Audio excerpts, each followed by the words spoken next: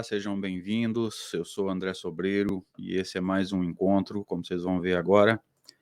O 53º encontro para estudo do livro Céu e o Inferno, obra fundamental do Espiritismo, como vocês sabem, eu também.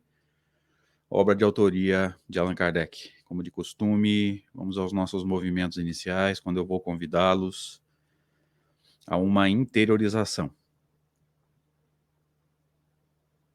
Se for da tua vontade, feche os seus olhos. Feche um pouquinho a sua percepção para o mundo exterior. Vamos nos voltando para dentro.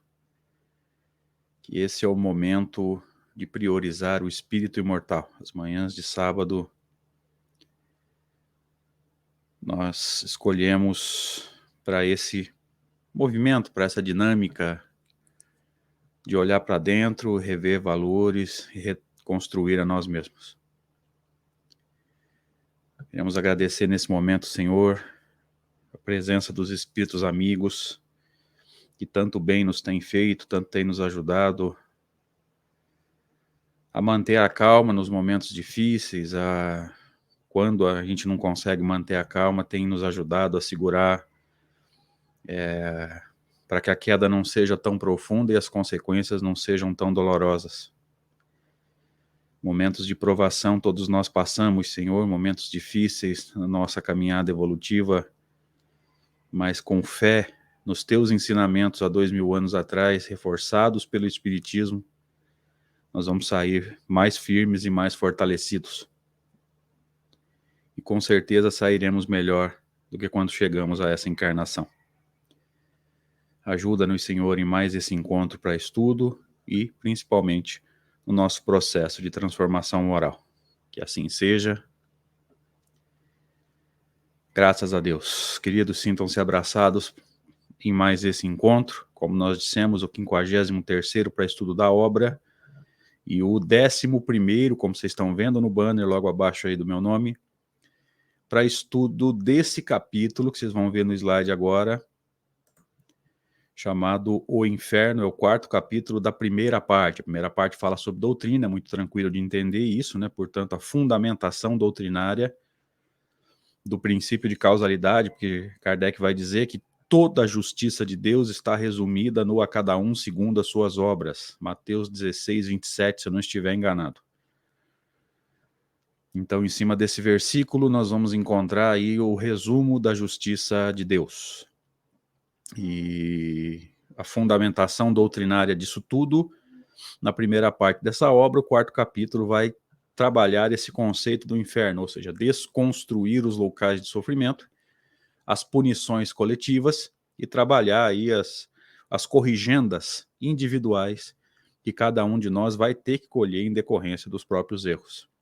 E, como de costume, a gente volta para o último slide da semana anterior, quando Allan Kardec nos dizia assim, desculpa, nós estávamos estudando aquele texto extraordinário do livro Telêmaco de Fénelon ou Fenelon, tanto faz, onde havia o relato de Telêmaco a respeito do rei Nabofarzan. Acabei guardando o nome do rei. Tamanha a aflição para lembrar o nome no estudo da semana passada. Então vamos lá. Algumas sombras, né, segundo Telêmaco, diziam ao rei Nabofarzan. Uma delas dizia-lhe: nós não éramos homens como tu? Como podias ser tão insensato a ponto de te creres um Deus? E não devias lembrar-te de que eras da raça dos outros homens, ou seja, todos humanos, né? Raça humana, negro, branco, amarelo, são etnias, não são raças, né? Outra, para insultá-lo, dizia: tinhas razão de não querer que te tomassem por um homem, pois eras um monstro sem humanidade. Uma outra dizia-lhe: pois bem, onde estão agora os teus aduladores? Não tens mais nada para dizer, para dar, desgraçado? Não podes fazer mais nenhum mal. És agora escravo dos teus próprios escravos, ou seja, escravo daquele que ele mesmo maltratava. Os deuses são lentos para fazer justiça, mas enfim a fazem. Então aqui a gente percebe que esses espíritos, né, que o texto está chamando de sombras, eles têm mais ou menos a mesma noção que nós imperfeitos temos, né? Todos imperfeitos. A gente costuma dizer que a justiça de Deus tarda, mas não falha. Ela não tarda, ela acontece na hora certa. Porque quando eu digo tarda, que eu estou dizendo o quê? Que o critério de Deus está errado, é lento, é o meu, é que é apressado, ansioso e afobado, é que é o correto, né? Então a gente vai entendendo que a justiça de Deus, ela transforma, né? E as ações decorrem na hora correta, naquele momento em que o ser está apto para entender o que aconteceu e em que sentido ele está sendo corrigido, se você quiser usar a terminologia antiga, castigado, enfim. Mas o que não garante, né? Quando nós dizemos que a pedagogia divina espera o momento em que a gente está em condições de entender a corrigenda, isso não garante que a gente vai entendê-la, porque muitos são corrigidos. Diria até todos somos corrigidos, mas muitos não entendem a corrigenda e voltam a cair no mesmo erro. Então veja que a expiação dos erros do passado não te faz progredir. O que te faz progredir, o que nos faz progredir é, na verdade, a corrigenda da imperfeição que nos leva a errar, como a gente vai ver nesse livro mais à frente no Código Penal da Vida Futura. Então vamos voltando para o texto e iniciando o trecho de hoje do estudo com a narrativa de Telêmaco ainda transcorrendo. A essas palavras, diz Telêmaco, Nabofarzã se jogava de rosto no chão, arrancando os cabelos num ataque de raiva e desespero. Aqui eu acabei de me lembrar, e talvez os amigos vão se lembrar comigo agora, de Jesus dizendo que nas trevas exteriores haveria pranto ou choro e ranger de dentes. Veja que Jesus também fazia menção, né, ele também citava o sofrimento moral, que é o sofrimento no plano espiritual, né? Como Kardec vai nos explicando nesse capítulo, a gente não pode querer esperar sofrimento físico no plano espiritual, porque ele vai nos dizer que a causa imediata do sofrimento físico é o corpo, a causa da dor é o corpo, né? O instrumento da dor é o corpo. Se eles não têm corpo, eles têm apenas um envoltório, chamado perispírito, como nós sabemos, e chamar o perispírito de corpo é uma metáfora, na verdade, né? A gente precisa entender isso. Se eles não têm corpo, eles não podem ter dor física. Então, o sofrimento no plano espiritual, ele é um sofrimento de ordem moral. Nem tanto o arrependimento, porque o arrependimento é uma dinâmica natural. Eu não devia ter feito, da próxima vez eu vou fazer diferente. Mas o remorso e a culpa doem muito.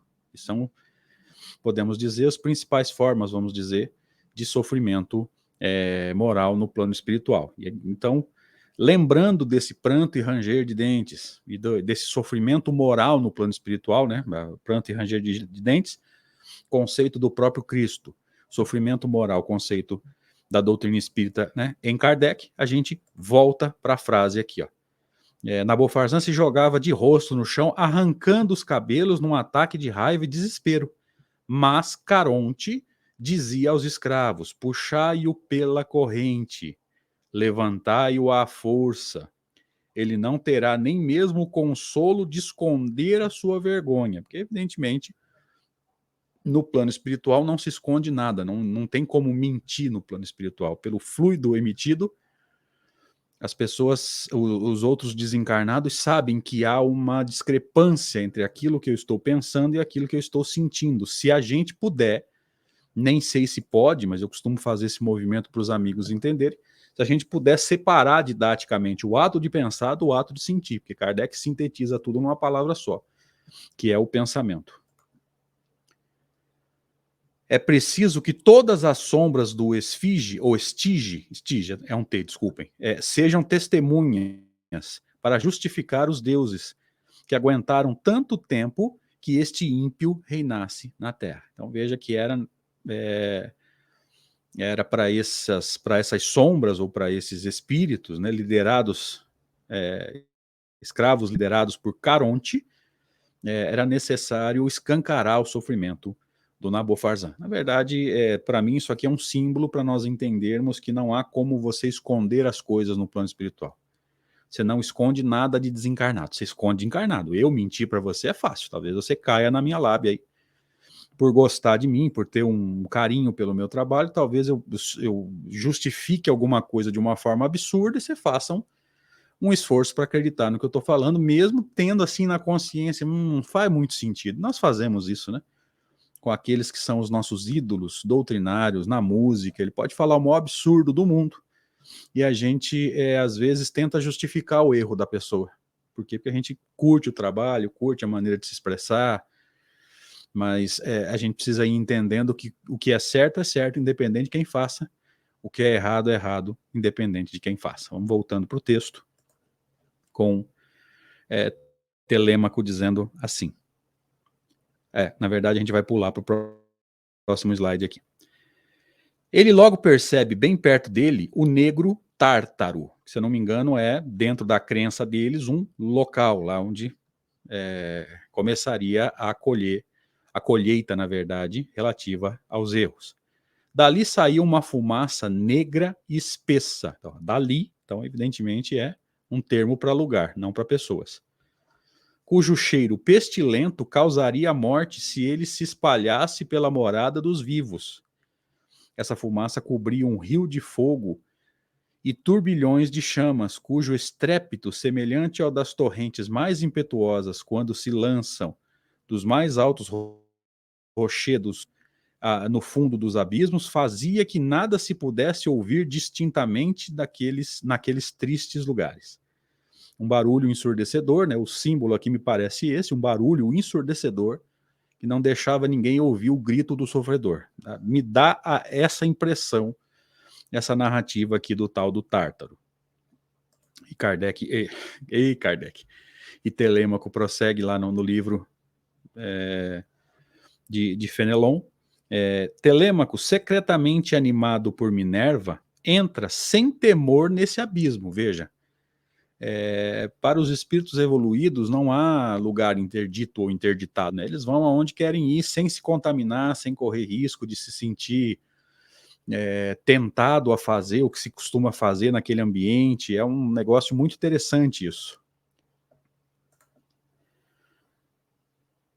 Primeiro percebeu muitos homens que viveram nas mais baixas condições e que eram punidos por terem buscado riquezas por meio de fraudes, traições e crueldades. Olha aí a nossa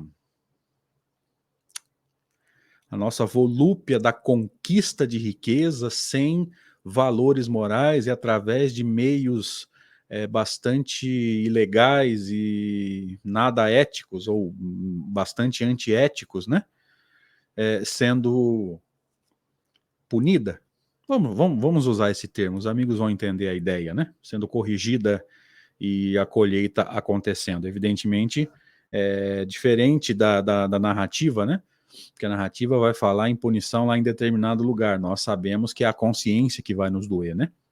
Notou ali muitos ímpios hipócritas que, fingindo amar a religião, tinham-na usado como um belo pretexto para satisfazerem a sua ambição e enganarem os homens crédulos. Olha só, aqueles que manipularam os conceitos religiosos também colhendo os frutos dos seus erros. Esses homens que haviam abusado da própria virtude, embora ela seja o maior dom dos deuses, eram punidos como os mais acelerados de todos os homens, ou seja, os mais perdidos, os mais confusos, ou seja, aqueles que não tinham consciência do tamanho do erro que estavam cometendo.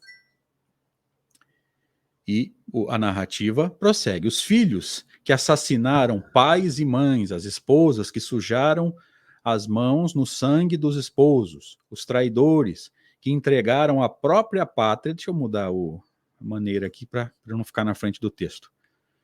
Os traidores que entregaram a própria pátria depois de terem violado todos os juramentos sofriam penas menos cruéis do que esses hipócritas. Então veja que aqueles que manipularam os conceitos religiosos sofriam uma punição mais severa ou consequências mais graves do que aqueles que assassinaram pai e mãe, esposas que sujaram as mãos no sangue dos maridos, traidores que entregaram a pátria. Então, olha que interessante isso, né? Por quê? Porque aí entra, aqui eu vou sair um pouco do tema, aí entra o conceito de religião para a doutrina espírita, né? não o conceito tradicional de religião, né, uma hierarquia de sacerdotes, um corpo dogmático que ninguém pode discutir para não ser chamado de herege, mas qualquer coisa que una os homens, ou seja, um objetivo comum que una os homens. Se o objetivo comum deve unir os homens, quando esse objetivo ele é deturpado, acontece isso e Jesus vai chamar esse cidadão de falso profeta. E aí Kardec vai discutir esses falsos profetas ou falsos líderes no capítulo 21 de O Evangelho segundo o Espiritismo, né, nos falsos cristos e falsos profetas, que é um capítulo extraordinário, diga-se de passagem. Então veja que o conceito de religião para a doutrina espírita não é nem esse do latim religar e religar os homens a Deus, não tem nada a ver. Tá? Qualquer objetivo comum que ligue um grupo pode ser chamado simbolicamente de religião, e o líder ele precisa ter muito cuidado com aquilo que ele ensina, com os conceitos que ele trabalha, porque ele pode estar levando pessoas a cometer erros. Se nós nos lembrarmos do que foi discutido nesse livro, nesse nosso estudo lá no começo, Kardec vai nos dizer o seguinte: cada um de nós pode crer no que quiser e naquilo que faz sentido, mas cuidado com o que você ensina. Se eu não me engano, eu voltei a discutir esse conceito há pouco tempo atrás, aqui no nosso estudo. Eu voltei a discutir esse conceito, citando novamente, já citei isso no Livro dos Médiuns também, na segunda-feira, na Revista Espírita, né, que é no mesmo dia desse estudo aqui, só que à noite, né, em outro canal, inclusive, que toma cuidado com o que você ensina. Você pode acreditar e se comportar do jeito que você quiser, porque você tem livre-arbítrio, mas cuidado com o que você ensina, porque você pode deturpar ensinamentos e pode atrapalhar o comportamento de pessoas. Toma muito cuidado com aquilo que você transmite, porque pessoas podem se pautar em você para fazer coisas erradas, e você está desviando elas do caminho. Então veja que nesse conceito religioso aqui, que Telêmaco vai discutindo lá no livro, né? Fénelon vai discutindo através de Telêmaco, né? Através do personagem, ele vai nos dizendo isso, né? Que os filhos que assassinaram pais e mães, esposas que sujaram as mãos no sangue do esposo, do marido, traidores que entregaram a pátria depois de terem violado todos os juramentos, sofriam penas menos cruéis do que esses hipócritas, esses que manipularam os conceitos religiosos. Por quê? Porque reuniam pessoas através de um objetivo, manipulando esse objetivo na tentativa de alguma forma, fazer lucro, vantagens pessoais. Os 3 juízes dos infernos tinham-no desejado assim, e eis a sua razão. Esses hipócritas não se contentam com a maldade como o resto dos ímpios, dos imperfeitos, dos impuros. Querem ainda passar por bons e fazem, por sua falsa virtude, que os homens não ousem mais confiar na verdadeira virtude. Parece que eu estou vendo o momento que o nosso planeta passa e o momento pelo qual, particularmente, o nosso país passa. O hipócrita brigando com a pessoa séria. O desonesto acusando o bem-intencionado. O ignorante brigando com aquele que se esclarece. Parece que eu estou vendo isso acontecer. No mundo como um todo, mas principalmente no nosso país. O mal-intencionado batendo de frente com o bem-intencionado. O desonesto discutindo a honestidade. Num momento em que tudo que é mal feito, tudo que é mal intencionado, parece que vai ganhando força e vai se discutindo e o mal vai ficando meio que institucionalizado. A corrupção e etc, etc. Parece que eu estou vendo isso acontecer aqui no planeta, o momento planetário, mas mais especificamente o momento do nosso país. Vamos voltando para o texto aqui. Os deuses com os quais eles brincaram e tornaram desprezíveis para os homens, veja, manipularam o conceito, né, dos deuses, aprazem-se em empregar todo o seu poder para se vingarem de seus insultos. Evidentemente, aqui é um símbolo, né, dos deuses fazendo justiça, ou seja, manipularam a conceituação, fizeram desacreditar em mim, agora eu vou punir, eu vou me vingar. Evidentemente é um símbolo, né, porque o Deus que nós acreditamos e os bons espíritos também não têm essas características. Você sabe disso e eu também sei. Então daqui a gente precisa aprender a fazer o que Kardec fez lá no Evangelho segundo o Espiritismo em vários momentos, tirar o espírito da letra, entender o fundo do texto e não se apegar esses detalhes que são a forma e que muitas vezes podem distorcer, né, a conceituação se a gente não entender a ideia central. Kardec fez muito bem isso na interpretação da doutrina de Sócrates e Platão, e fez também no começo do capítulo 15 de O Evangelho segundo o Espiritismo, naquela parábola que está no começo do capítulo 25 de Mateus, quando ele vai dizer que quase tudo que tem ali é alegoria, mas qual que é a essência da parábola? A recompensa da recompensa dos bons e a punição dos maus. Ali Kardec dá uma aula de interpretação de texto nesse sentido, de tirar o espírito da letra, né? E nos ensinar que o importante é você entender a ideia central. O resto é a forma que geralmente está dentro de um contexto cultural. Eu encerro aqui o estudo da manhã de hoje, agradecendo a presença dos amigos mais uma vez, te pedindo, aí, se possível, curte o vídeo, compartilha, se inscreve no canal, caso não tenha feito ainda, e me ajuda a divulgar as ideias de Kardec. Não se preocupa com o André, não, que o André é peça de segunda classe, é aprendiz tentando fazer um trabalho, é um aluno que passa o pouquinho que entendeu, mas Kardec precisa ser divulgado, e nós precisamos entender o pensamento do codificador para podermos entender verdadeiramente o que é o Espiritismo. Então, se você puder, curte o vídeo aí, compartilha, se inscreve no canal, para que a gente possa juntos estimular o pensamento a respeito da doutrina espírita do jeito que Allan Kardec nos deixou. Obrigado, gente. Até a próxima.